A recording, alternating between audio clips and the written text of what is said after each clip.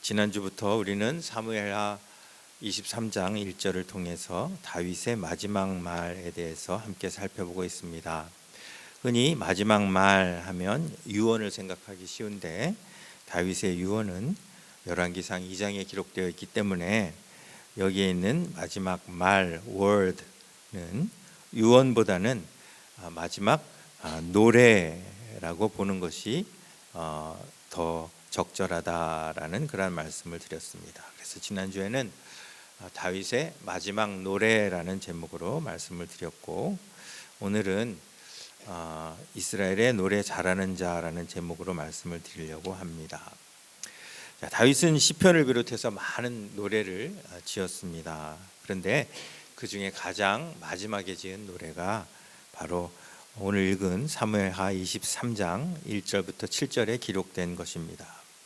본격적인 노래는 2절부터 시작되지만 노래를 시작하는 1절에서 다윗은 자신의 정체성을 밝히고 있습니다. 시편 어디를 봐도 다윗이 이렇게 상세하게 자신의 정체성을 밝히는 곳은 없습니다. 아마도 삶을 정리하는 마지막 노래에 자신의 정체성을 밝힘으로써 인생의 의미를 되새겨보려는 뜻이 아닐까 싶습니다. 여러분, 지난주 말씀 다 기억하시나요? 자, 열심히 들으신 것 같은데 복습을 해보겠습니다. 자, 다윗이 1절에서 밝히고 있는 자기 정체성은 몇 가지였습니까?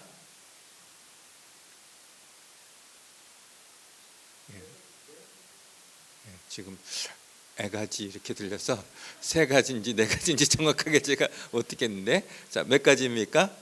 네 가지입니다. 네 가지인데 지난주에 세 가지만 살펴봤죠. 그래서 자, 첫 번째는 이새의 아들이라는 정체성입니다.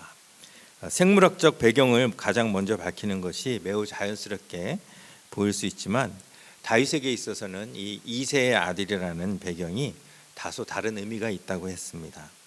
이새의 아들이라는 사실은 다윗을 높이는 배경이 아니라 다윗을 낮추는 배경이기 때문입니다.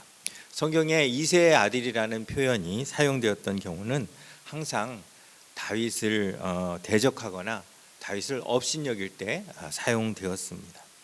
다윗의 자격 없음을 이야기할 때 사람들이 언제나 들고 나왔던 것이 이새의 아들입니다. 베들레헴 촌에서 양이나 치던 천박한 사람이 왕이 된 것을 못마땅해 하는 사람들이 다윗을 대적하면서 이새의 아들이라는 표현을 썼던 것입니다. 40년 동안 왕자에 있었던 다윗에게 있어서 이 이새의 아들이라는 호칭은 사실 감추고 싶은 그러한 배경입니다. 그럼에도 불구하고 맨 마지막 노래에서 자신이 이새의 아들임을 밝히는 것은 그의 마음이 왕으로서 높은 마음을 품은 것이 아니라 오히려 자신의 가장 낮고 천한 모습을 기억하면서 그가 얼마나 겸손하게 살아왔음을 우리에게 이야기하고 있는 것입니다. 다윗은 왕으로서 하나님께 나아간 것이 아니라 모든 지위와 자신의 모든 겉포장을 다 벗어놓고 하나님께 나아갔다는 것입니다. 모든 사람들이 마찬가지죠. 하나님께 나아갈 때는 내가 왕이 됐든 아니면 내가 낮은 사람이 됐든 내가 돈이 많든 내가 권력이 세든 이 모든 것을 다 내려놓고 정말 벌거숭이 같은 그러한 모습으로 하나님 앞에 나아가야 한다는 것을 다윗이 이 이새의 아들이라는 고백을 통해서 우리에게 이야기합니다. 자, 두 번째 정체성은 뭐였죠? 높이 세워진 자입니다. 높이 세워진 자. 다윗은 처음부터 높은 자가 아니었죠. 가장 낮은 신분의 목동이었던 다윗은 누가 봐도 자수성가의 표본이 될 만한 인간 승리를 이룬 사람입니다. 그런 공로 때문에 자신의 능력을 충분히 인정받을 수 있는 그런 위치에 있었지만 다윗은 이것은 내가 스스로 높아진 것이 아니다. 내 능력 때문에 높아진 것이 아니다라고 고백하는 것입니다. 오히려 자신은 높아질 자격이 없지만 자기를 높이신 분이 따로 계시다는 것을 사람들에게 고백하는 것입니다. 골리앗을 이긴 것도, 사울의 모든 핍박을 벗어난 것도, 또 왕이 된 것도 자신의 공로가 아닌 하나님의 높이심이었다라고 고백하는 것입니다. 우리의 인생도 마찬가지죠. 우리가 좀 높아졌다고 우쭐댈 필요도 없고 낮아졌다고 낙심할 필요도 없습니다. 모든 것이 우리 아버지의 손에 있기 때문입니다. 자, 세 번째로 다윗은 어떤 또 정체성이 있습니까? 야곱의 하나님께로부터 기름 부음 받은 자라는 정체성을 고백합니다. 만일 다윗이 아무리 성공적인 인생을 살고 많은 적들을 무찌르고 온 나라에 평화를 가져왔다 하더라도 그가 하나님께로부터 기름 부음을 받지 못했다면 그의 인생은 바람에 나는 겨와 다를 것이 없었을 것입니다. 다윗은 그의 가장 중요한 정체성의 근거를 하나님으로부터 찾습니다. 사실 다윗에게는 얼마나 많은 좋은 조건들이 있습니까? 그렇죠? 그의 권력, 명예, 돈, 자식, 그를 따르는 부하들과 지지자들, 그들에게 받는 존경, 그가 이루는 업적, 세상 사람들이 정말 갖고 싶어하는 그 모든 것을 다 가진 다윗입니다. 사람들은 이런 것들을 얻어서 그것을 통해서 자기의 정체성을 세우려고 합니다. 그런데 아무리 많이 가져도 하나님과의 관계가 제대로 정립되지 않는다면 아무것도 아니라는 것을 다윗이 자기의 정체성을 고백하면서 야곱의 하나님께로부터 나는 기름 부음을 받은 자다, 이렇게 고백하고 있는 것입니다. 사도 바울도 비슷한 고백을 하죠. 내가 육체적인 조건으로 봤을 때 얼마나 내세울 게 많은 줄 아느냐. 하지만 나는 그것을 배설물로 여긴다. 왜냐하면 나의 정체성은 그것들로부터 오는 것이 아니라 누구로 인해서? 그리스도로 인하여 나의 정체성이 오기 때문이다. 우리가 잘 아는 찬양이 있죠. 높은 산이 거친 들이 조막이나 궁궐이나. 많은 사람들은 내가 지금 높은 산에 있느냐 거친 들에 있느냐, 그것으로 자기의 정체성을 근거를 삼으려고 합니다. 내가 지금 초막에 있느냐 내가 궁궐에 있느냐에 따라서 그의 마음이 높아졌다 내려왔다 합니다. 그런데 이 찬양은 우리의 정체성의 근거를 뭘로 얘기합니까? 내 주 예수를 모셨느냐 모시지 않았느냐, 거기에 따라 내가 하늘나라에도 있을 수 있고 또 지옥에도 있을 수 있다는 것을 이 찬양이 우리에게 고백하는 것입니다. 일전에 제가 다니던 교회에 뇌성마비 한 자매가 있었습니다. 평생을 휠체어에 타고 자기의 의사와는 관계없이 나면서부터 장애인이란 굴레에 묶여 있을 수밖에 없었던 자매입니다. 말하는 것도 제대로 말하지 못하고 얼굴 표정도 다른 사람들과 달랐고 먹을 때도 옆으로 흘리면서 먹었고 혼자 걷지도 못하고 혼자 옷도 못 입고 혼자 화장실도 제대로 못 가는 그러한 자매입니다. 그녀가 평생 동안 느꼈던 다른 사람들의 시선, 여러분들 어떨지 상상이 되십니까? 그녀는 자기가 원하든 원치 않든 이 장애인이란 정체성을 항상 갖고 다녔습니다. 그런데 여러분, 그녀의 정체성이 정말 장애인입니까? 아닙니다. 그녀의 정체성은 장애로부터 오는 것이 아니라 바로 야곱의 하나님으로부터 와야 합니다. 예수님이 그 많은 병자들을 고쳐주신 이유가 뭐예요? 그들은 평생 동안 장애라는 거기에 얽매여서 장애인이라는 그러한 정체성을 가지고 살았던 것이, 예수님께서 그들을 고쳐주시면서 내 믿음이 너를 구원하였다. 더 이상 장애라는 거기에 얽매이지 말고 이제부터는 믿음에 의해서 살아가라.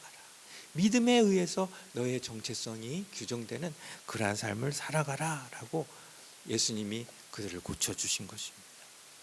그 자매가 간증을 했습니다. 영상으로 간증을 했는데 영상에서 이렇게 이야기합니다. 나의 정체성은 나의 장애로부터 오지 않습니다. 장애가 비록 불편하고 내 삶에 많은 제약을 가져오긴 하지만 그 장애가 나를 규정해 줄 수는 없습니다. 나의 정체성은 나의 장애로부터 오는 것이 아니라 오직 예수 그리스도로부터 옵니다. 나를 규정해 줄 수 있는 분은 오직 예수 그리스도 밖에는 없습니다. 그 간증을 들으면서 그 자매에게 큰 박수를 쳐줬던 기억이 있습니다. 우리가 잘 아는 뇌성마비 시인 송명희 씨가 쓴 가사 중에 나라는 곡이 있죠. 여러분들 잘 아시죠? 나 가진 재물 없으나. 많은 사람들이 재물이 그 사람의 정체성을 규정한다고 합니다. 그렇게 생각합니다. 나 가진 지식 없으나. 많은 사람들이 지식으로 사람의 정체성이 정해진다고 생각합니다. 나 남에게 있는 건강이 있지 않으나. 뇌성마비를 앓고 있는 이 시인이 이렇게 고백하기까지, 이 건강 때문에 얼마나 많은 고민을 했겠습니까? 나 남이 없는 것 있으니. 지금 이 시인이 뭘 말하려고 하는 걸까요?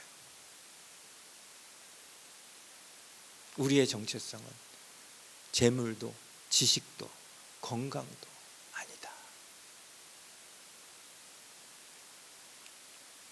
나 남이 못 본 것을 보았고, 나 남이 듣지 못한 음성 들었고, 나 남이 받지 못한 사랑 받았고, 나 남이 모르는 것 깨달았네.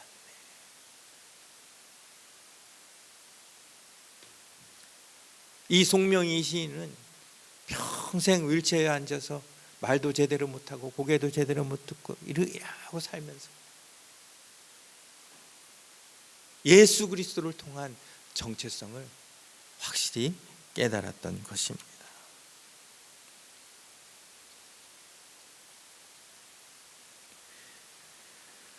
다윗이 고백한 야곱의 하나님으로부터 나는 기름 부음 받은 자다. 그가 왕이었다는 사실보다, 그가 골리앗을 이겼다는 그 사실보다 더 중요한 그의 정체성이 된 것입니다. 자, 3가지라고 대답을 하셨는데 이제 마지막 4가지, 4번째 정체성이 뭡니까? 예, 이스라엘의 노래 잘하는 자입니다. 요즘 한국에 이 오디션 프로그램이 많아가지고 가끔 이렇게 들여다보면 어쩜 그렇게 하나같이 노래를 잘하는지, 야, 한국에 왜 이렇게 노래 잘하는 사람이 많아, 이런 생각이 듭니다. 뿐만 아니라 올해 열렸던 세계적인 콩쿠르에서도 한국인 우승자들이 계속 배출이 됐어요. 만일 다윗이 이 콩쿠르나 이런 오디션 프로에 나온다면 문제없이 우승을 했을까요? 우리 집사님 믿음이 되게 좋으신데. 예. 도대체 다윗은 무슨 생각으로 자신을 가리켜 이스라엘의 노래 잘하는 자다라고 이야기했을까요? 성경에 보면 다윗이 수금을 잘 타서, 그가 수금을 탈 때 사울에게 임했던 악령이 물러갔다는 기록이 있습니다. 그렇다면 이스라엘의 노래 잘하는 자는 다윗이 연주를 훌륭하게 했다는 것을 의미할까요?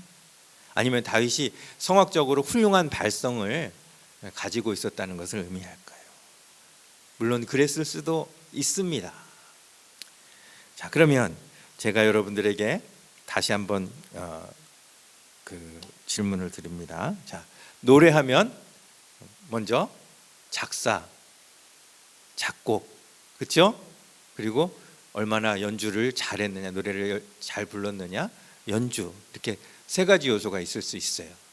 그렇죠? 그렇다면 다윗이 지금 노래 잘하는 자다라고 했을 때 이 세 가지 중에 무엇을 가리킬까요? 작사, 연주.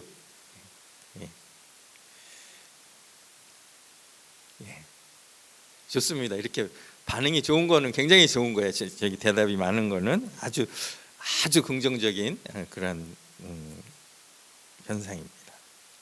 근데 만일 이렇게 작곡이나 연주 같은 음악적 요소가 훌륭해서 하나님의 기쁨이 되었다면, 그래서 하나님이 다윗과 같은 연주를, 다윗과 같은 그런 음악을 대대로 듣기 원하셨다면 하나님은 어떻게든 다윗의 이 음악을 지금까지 보존하셨겠죠. 그렇죠?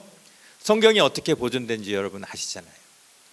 성경을 아무리 불태우고 없애고 빼앗고 해도 성경은 지금까지 이렇게 잘 보존되었어요. 하나님이 보존하셨기 때문이에요. 마찬가지로 하나님이 다윗의 연주나 다윗의 그 작곡을 원하셨다면 그의 음악은 어떻게든 보존이 되었을 것입니다. 그런데 이 세 가지 중 보존된 거는 유일하게 가사밖에 없어요. 다윗이 연주했던 그 수금, 어떤지 모르겠는데 지금 이 바이올린이라는 그 악기가 제대로 그 형태를 갖춘 거는 17세기예요. 그러니까 1600년대. 그리고 다윗의 때는 뭐 박자도 없고 뭐 화음도 없고, 악기라는 것은 그저 가사를 읽는데 그냥 거기에 이렇게 보조적인 역할을 할 뿐이지 무슨 연주 자체가 무슨 이렇게 지금 여러분들이 들으시는 무슨 음악이 연주됐다든가 그런 상황이 아니에요. 다윗이 양을 치면서 노래를 불렀을 텐데 어떤 노래를 불렀을까요? 여러분들 궁금하시죠? 제가 몽골의 유목민이 부르는 노래 영상을 하나 틀어드리겠습니다. 한번 들어보세요.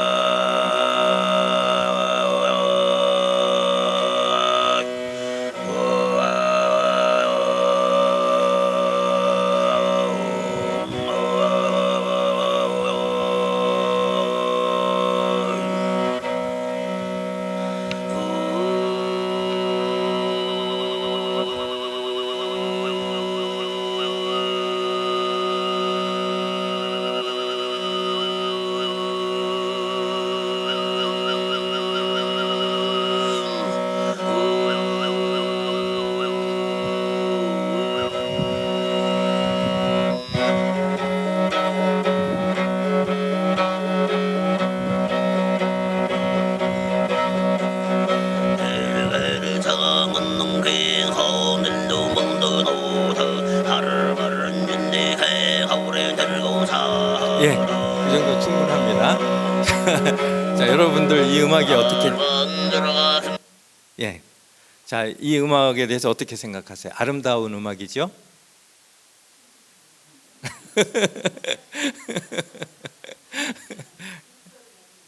예? 쇳소리가 들려요? 예. 이분은 지금 몽골에서 굉장히 노래를 잘하시는 분이에요. 그런데 결코 우리의 기준으로 봐서는 별로 밥 먹을 때 듣고 싶지 않은 그런 음악이에요. 그렇죠? 음악은 문화나 환경에 따라 변하게 돼 있어요. 다윗의 시대에 아무리 잘 노래를 불렀다 해도 그 음악이 우리에게 듣기에는 불편하게 느껴질 수가 있어요. 제가 인도 음식점을 들어갔는데 인도의 음식점을 가가지고 음식을 먹는데 아주 특이하게 맛있더라고요. 그래서 먹다가 도저히 못 먹고 나왔어요. 왜 나왔을까요?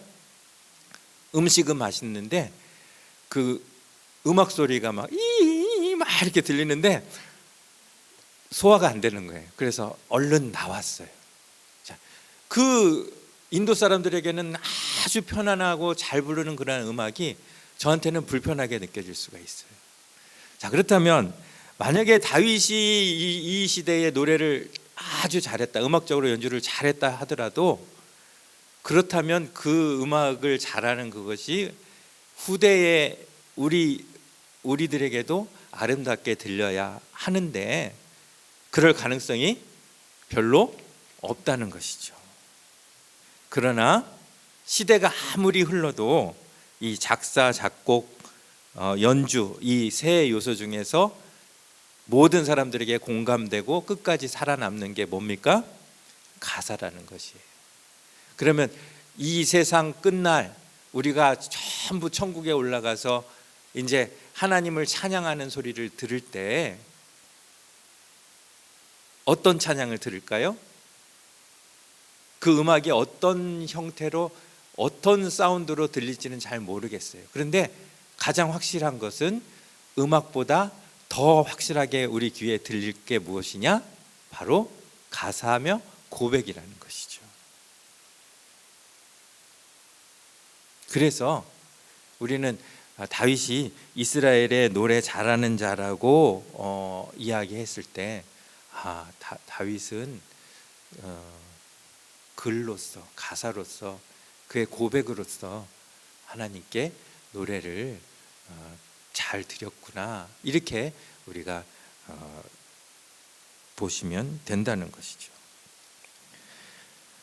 우리가 다윗의 시를 보면 다윗은 개인의 어떤 구체적인 감정을 아주 섬세하게 노래에 잘 표현하고 있다는 것이죠.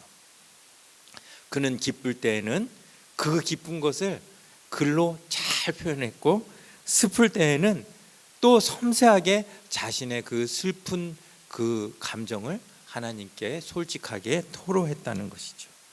모든 상황 속에서 하나님을 찬양했어요. 그런데 그가 똑같이 기계적으로 기쁠 때든 슬플 때든 똑같이 찬양한 것이 아니라 그 상황에 따라 각각 다르게 느껴지는 그 하나님을 각각 다른 표현으로 노래했다는 것이죠.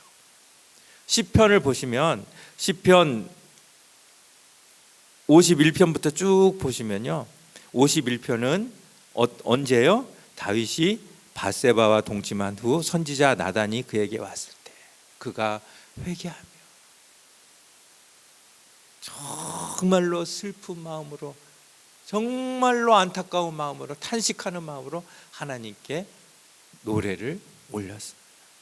또 52편에는 에돔인 도액이 사울에게 이르러 다윗이 아히멜렉의 집에 왔다고 그에게 고자질을 했을 때 다윗이 얼마나 당황됐겠습니까? 그 당황된 그 순간을 하나님께 노래로 찬양드리는 것입니다.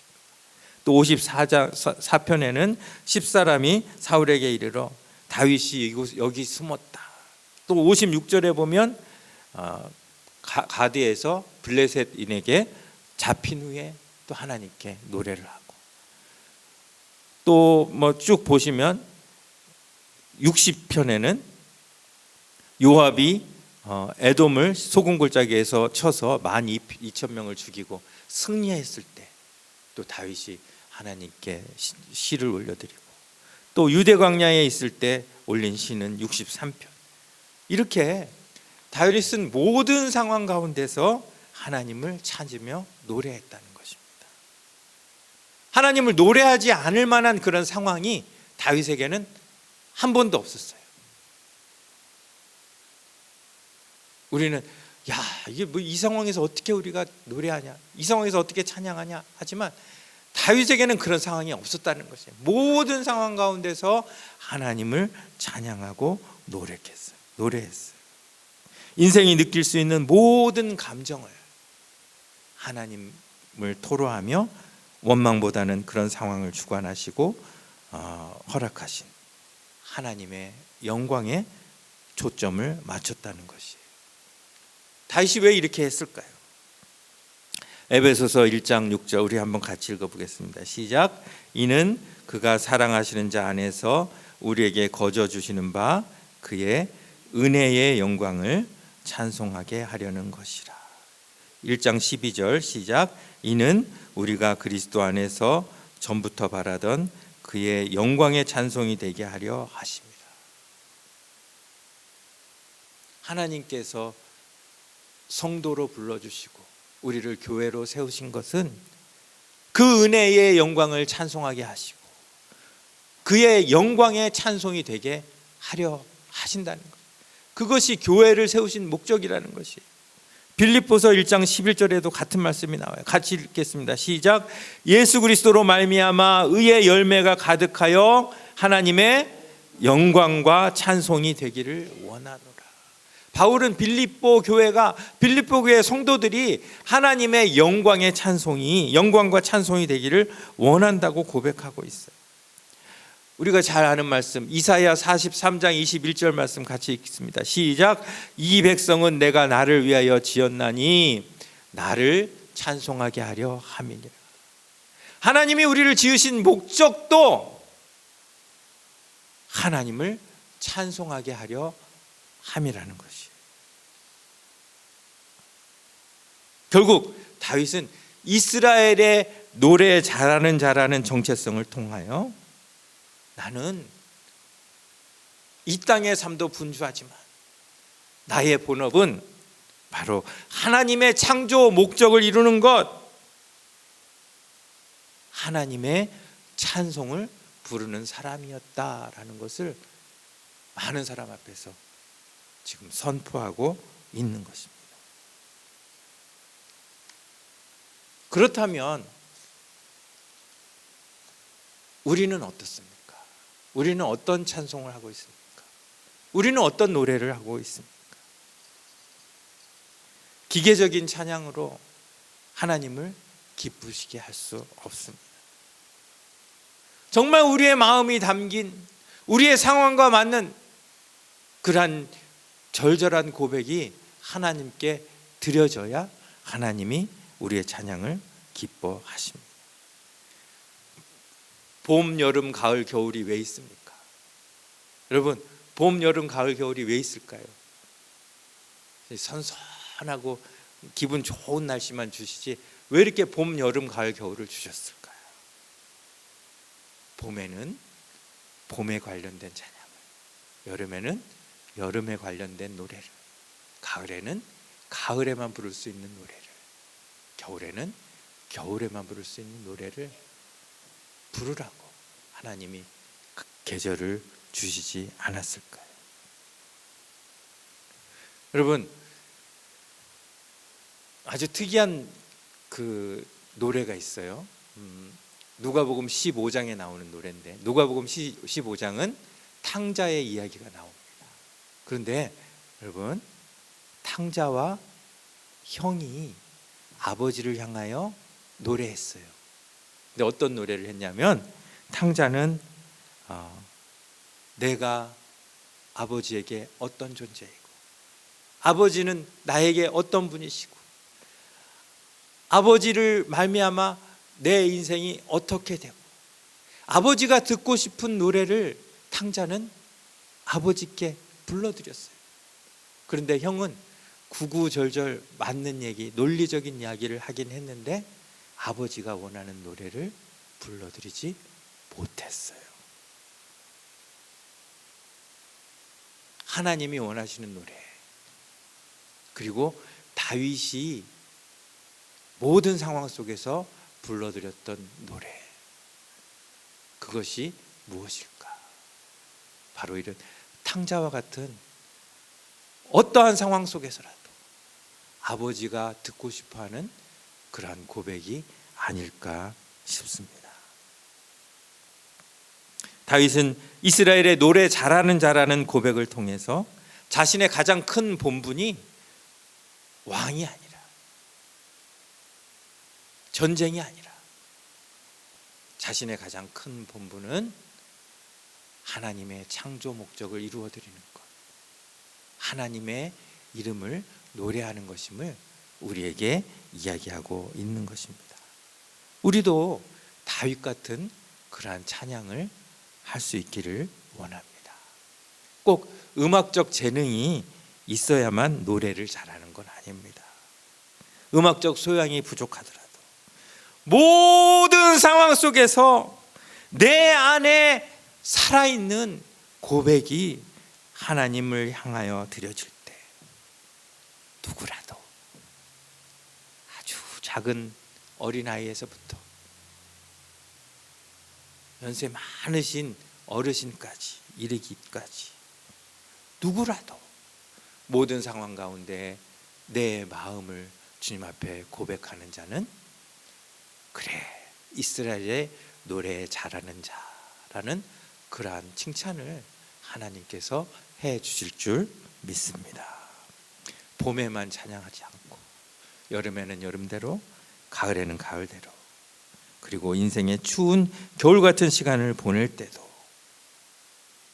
우리를 창조하신 하나님의 목적을 생각하며 모든 상황 속에서 하나님을 찬양하고 노래하시는 우리 모든 성도들 다 되시기를 간절히 바랍니다. 기도하겠습니다.